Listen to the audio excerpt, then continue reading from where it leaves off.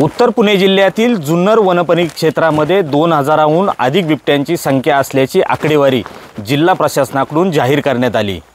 त्यामुळे गावातल्या पायवाटांपासून ते शेत शिवारांपर्यंत बिबट्याची दहशत पसरली। या दहशतीचा फटका आता शेत शिवारातील राहणाऱ्या नागरिकांना बसतोय। आपलं हक्काचं घर बांधत असताना आता या घराला कंपाऊंड करावं लागते, संरक्षण भिंत करावी लागते। त्याचा खर्च घराच्या किमतीच्या अधिक पटीने होतोय। त्यामुळे एकीकडे घर बांधण्याचं स्वप्न तर दुसऱ्या बाजूला स्वतःचं बिबट्यापासून संरक्षण करण्यासाठी ह्या संरक्षण जाळी कराव्या लागतात। आपण या घरासमोर आलेलो आहोत। सुंदर असा बंगला शेताच्या बाजूला बांधलेला आहे। मात्र हा बंगला बांधत असताना या नागरिकाने तारेचं कंपाऊंड केलेलं आहे। खरं तर कंपाऊंड करत असताना, संरक्षण भिंत करत असताना ही पक्की भिंत करावी लागते। मात्र खर्चाच्या अभावात तारेचं कंपाऊंड केलेलं आहे आणि त्यापासून बिबट्याचं संरक्षण व्हावं। या घराच्या बाजूला जर पाहिलं तर ऊस शेती आहे। याच ऊस शेतीमध्ये बिबट्याचं वास्तव्य आहे। अगदी 2000हून अधिक बिबटे असण्याची शक्यता वर्तवली जाते। पायवाटांहून गाव असेल, शेत शिवार असेल, या शेत शिवारामध्ये बिबट्याची दहशत आहे। 60 जणांचा मृत्यू या परिसरात झालेला आहे, तर 14000हून अधिक पाळीव प्राण्यांना बळी या बिबट्याच्या हल्ल्यामध्ये गेलाय।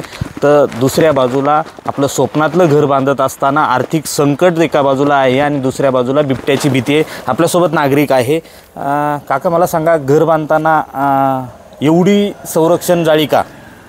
ही एवढी संरक्षण जाळी जर नाही बांधली तर बिबट्या आहे ना सहज आतमध्ये प्रवेश करू शकतो आणि जाळी 10 फूट तो सहज उंच उडी मारतोय, एवढं त्याची हे आहे। आणि ह्या परिसरात बिबट्यांचं प्रमाण भरपूर आहे। मला स्वतः एकदा 3 बिबटे भेटले होते। नाही, मग आता हे संरक्षण भिंत प्रत्येक घराला असते?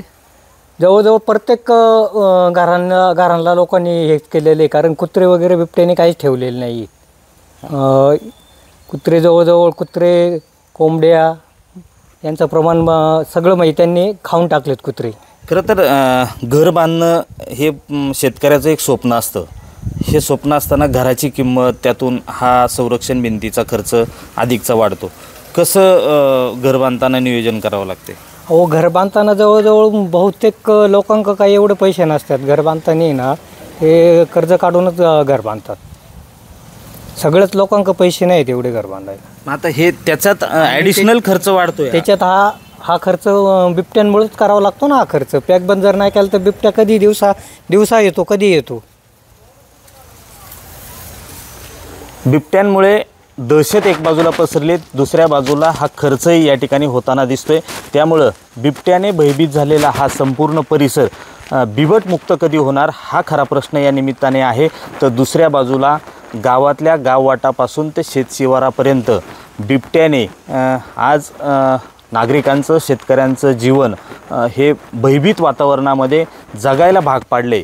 हे नागरिक भयमुक्त कधी होणार हे पाहणं महत्त्वाचं ठरणार आहे। व्हिडिओ जर्नलिस्ट सुमित भोसलेसह मी रोहिदास गाडगे, साम टीव्ही न्यूज, जुन्नर, पुणे। आता isakal.com आहे देशातील नंबर 1 ची मराठी न्यूज वेबसाईट। प्रत्येक अपडेटसाठी isakal.com ला नक्की भेट द्या।